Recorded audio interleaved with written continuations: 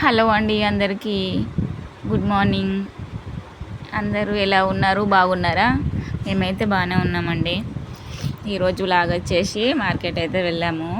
వెళ్ళి మార్కెట్లో అయితే ఇవన్నీ కూరగాయలు ఉన్నాయి కదా, ఇవి 2-3 రకాల కూరగాయలు అయితే తీసుకొచ్చారు మా వారు. 3-4 డేస్కి సరిపడా కూరగాయలు ఉంటాయి కదా, మేము ఒక్కసారి తెచ్చుకుంటామండి. మాకు దగ్గరలోనే ఉంటుంది.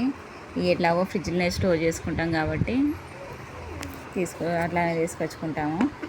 ఇక్కడ టమాటాలు కానీ పచ్చిమిర్చి కానీ ఇక సర్దుకుంటున్నాము. నేనైతే ఈ కొత్తిమీర, పుదీనా, ఇంకా బిర్యానీలో వేసుకున్నప్పుడు మనకి ఇవి కంపల్సరీ కావాలి కదా.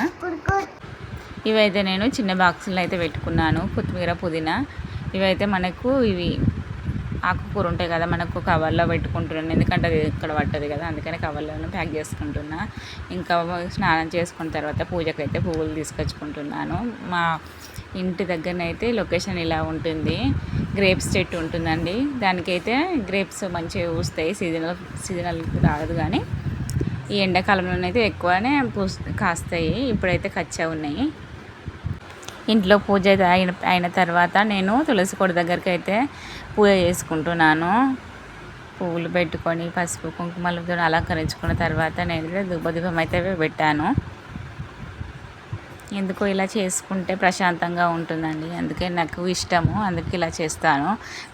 మీకు డౌట్ రావచ్చు, రోజు ఇలానే చేస్తుందా అనేసి. అంటే నేనైతే రోజు ఇలానే చేస్తాను. అంటే మండే ఉంటుంది కదా, మండే, సాటర్డే, ఇంకా ట్యూస్డే, అట్లా ఫ్రైడే అట్లా చేస్తాను. ఇక తర్వాత పూజ కంప్లీట్ అయిన తర్వాత కిచెన్లోకి అయితే వచ్చి ఈరోజైతే ములక్కాడలు తీసుకొచ్చారు మా వారు.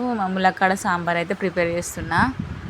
ఇందుకు కందిపప్పు ఉడకబెట్టేసి అది సరిగా నలగకపోతే రుబ్బుకోవాలి. రుబ్బుకుంటే మంచిగా మెత్తగా ఉంటుంది కదా, అప్పుడు సాంబార్ అయితే చిక్కగా వస్తుంది. అందుకని వేస్తున్నా.